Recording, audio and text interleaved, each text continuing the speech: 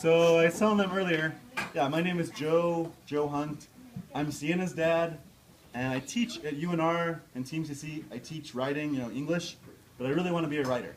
So I wrote some little children's books for Christmas. One was a snowman book, and the other one's a Santa Claus book. So this is a Santa Claus one. And it's called The Toy Santa Claus Could Not Make. All right? Santa Claus was the toy maker king. He could make anything imaginable, the impossible possible.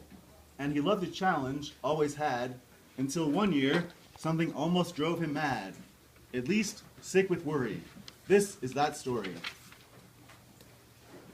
Santa Claus was almost running out of ideas after hundreds of years. Inside his head, gears were slowing down.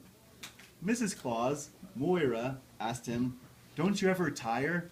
How to make the same old dolly still look interesting?" As she handed him his pliers. He took the handle with his teeth, working on a dolly on the high wire trapeze. It's supposed to rhyme almost kind of, like half rhymes. But that's why Santa loved reading his mail. Some of his best idea he got from children or sitting on his lap at the mall. Their imaginations were endless. He'd find toy ideas he'd never dreamt of. Lately, Santa Claus was toying with combo hybrid toys for sophisticated girls and boys. So this means a little bit fancier than normal. One girl, Alice, wanted a crystal ball / gumball machine. So it does two things, crystal ball plus a gumball machine. One boy, Fredo, wanted a bathtub submarine. Isn't that pretty good? Don't you wish you had one of those? Yeah. Santa, whoops, that's the wrong picture. Huh.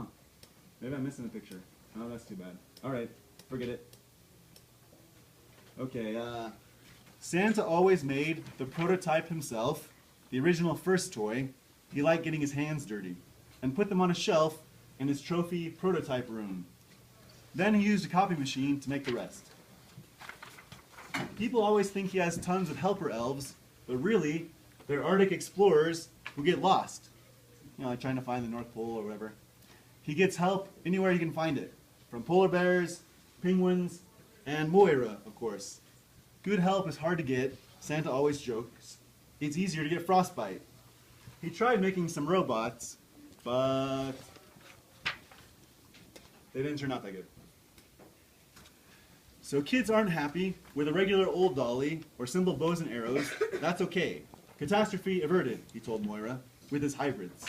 The bigger danger was, sometimes Santa came across Christmas lists that made him nervous, freaked him out, for abstract or random intangible gifts, things you cannot touch or make with hands. He couldn't understand. Some children didn't want toys or games, but some kind of real change. One boy, Ephraim, wanted peace on earth, so he's supposed to be holding a globe. One girl, Clara, wanted a white Christmas, so she's licking an envelope. Another girl, Lenore, wanted a sign to know that I'm not alone. And the whole thing's supposed to be like an earth, A peace sign. Yeah. It's almost like an earth, and then a peace sign too to say peace on earth, but also to be divided up like three children. So it almost looks more like a Mercedes-Benz or a BMW sign than a peace sign, but all right. Santa Claus was tearing out his hair. It kept him awake at nights, tossing and turning. "What's the matter, dear?" Moira asked him. "You're stealing all the blankets." He tried to explain, but ended up saying, "It's like a bad dream." Santa Claus went for a walk outside and almost cursed the heavens. "What can I do?" he yelled up at the sky. "I'm just a simple toy maker." A blizzard rose up like a cyclone before his eyes. Inside the blizzard was a snow angel. He was afraid and almost fainted until the figure said, "Arise." "Oh, blessed Saint Nick, toy maker extraordinaire, your heart is in the right place, pure and fair. But have you forgotten everything? What set this all in motion? What makes the world go round and swirls the ocean? There is a maker of abstract gifts that cannot rust or be dimmed with time. Climb to the top of Ice Mountain and you will find him." Santa Claus did as he was told, though he was old. Moira went with him, saying, "I've heard rumors about this mountain, also called Mount Quaff, but I laughed them off." Santa had rigged up some machinery really fast, a backward sled, to slide up the mountain. He didn't know how he'd get down.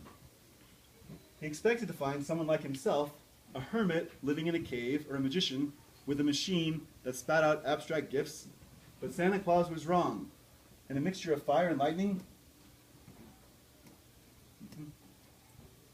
it was the Lord himself, little baby Jesus, all grown up and resurrected, a halo around his whole body. "Oh, Saint Nick," he said, "your heart is in the right place, but have you, of all people, forgotten the true meaning of Christmas and your mad dash to make toys?" "Forgive me, Lord," he said. "What can I do to make it up to you and the children?"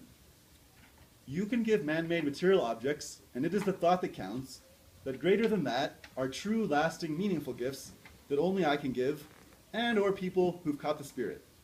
Even the gold, frankincense, and donkey rides were symbols of something bigger. Return to your toy factory in all its glory. There you'll find instructions for some new prototypes from me, and you will see what I mean when you hand-deliver them." For the boy Ephraim, who wanted world peace, Santa made what looked like a regular toy soldier, and has a little parachute, and sort of a voodoo doll, apparently. As soon as Ephraim opened it, the door opened, and his father came in, a soldier home early from Afghanistan.